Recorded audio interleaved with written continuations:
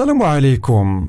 السنغال كتلعب بالنار باحتفال وهمي جديد للمرة الثانية غيجر عليها شوهة عالمية من الفيفا، والأشبال ديالنا كيزقروا في ليبيا، والزلزال ديال الكاف اللي كيطير الرأس المدبر ديال الكواليس بضربة مغربية قاضية، ودولة عربية كتحط الملاير باش تخطف وليد الركراكي. شنو السر وراء سقوط فيرون موسينغو أومبا اللي كان شاد إفريقيا، وكيفاش الطاس غادي تحسم هاد العبث؟ باش تعرفوا التفاصيل كاملة بقاو معايا الآخر ديال الفيديو، ونبداو على بركة الله.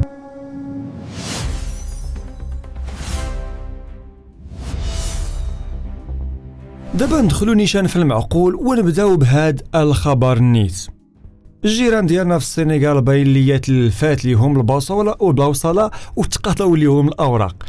تخيل معايا الكاف سيدي عطات القرار ما كيقبلش الطعن، والكاس جات للمغرب حيت حنا اللي كنستحقوها حنا المغاربه وبالقانون، وهما ناويين سيدي مقررين الثلاثاء في الماتش الودي ديالهم ضد غامبيا يعاودوا يحتفلوا بشي حاجه ما بقاتش ديالهم للمره الثانيه، وهذا الشيء من بعد ديك الشوهه اللي داروا في مراسم الاحتفال قدام البيرو. هذا التصرف بلا زواق كيبين الافلاس الفكري وكيأكد تحديهم السافر للقوانين وقرارات ديال المؤسسات.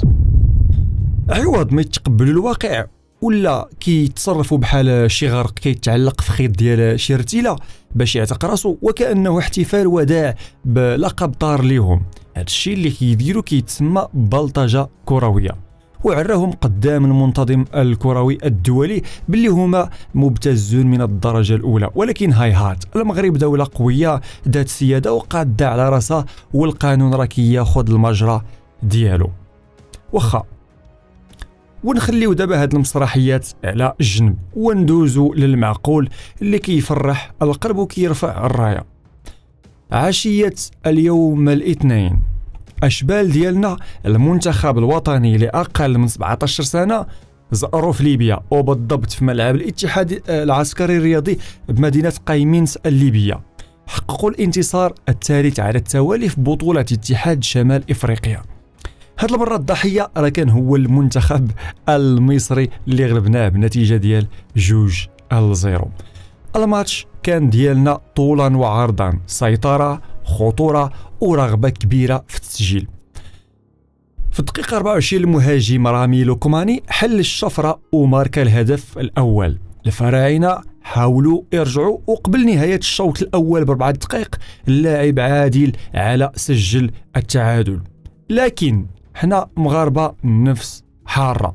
في الشوط الثاني الأشبال بقاو شادين الريتم ومهيمنين على الاستحواذ، وفي آخر الدقائق مروان بن طالب صيفط كرة قوية من برا مربع العمليات، قاسو اللاعب عدنان بوجوفي وبدل ليها الاتجاه، وخلى الحارس عمرو حسين كيتفرج في الكرة وهي كتعانق الشباك.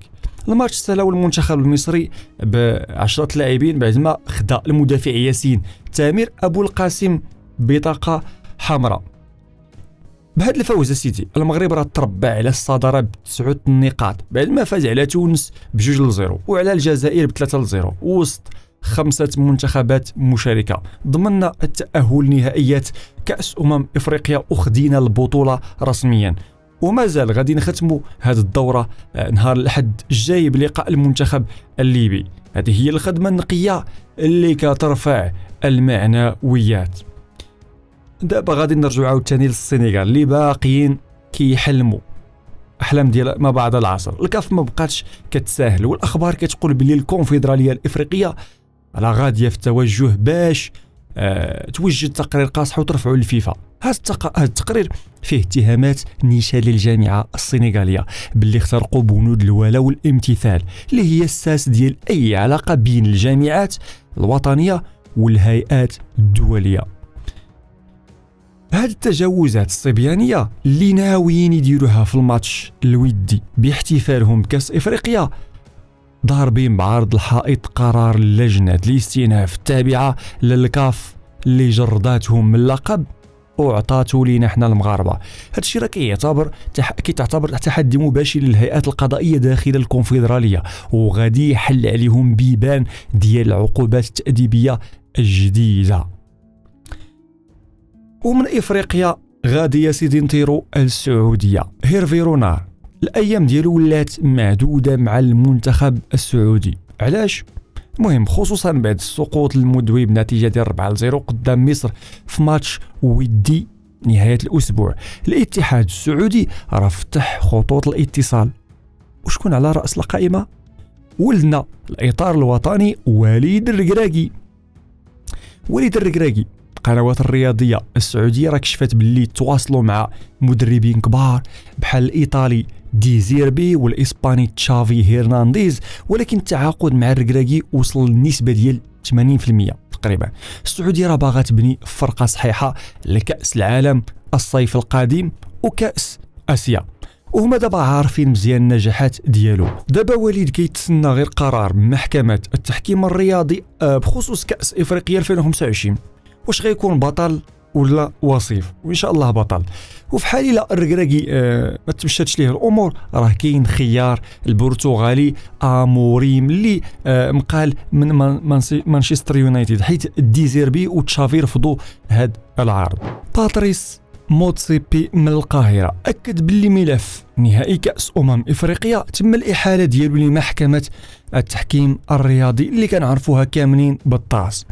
هذا الشيء كشف على تحركات حاسمه في الكواليس طيحت سيدي ريوس وازنه، وبين بلي الموقف القانوني ديال الجامعه الملكيه المغربيه راه صلب بحالو بحال الحجر.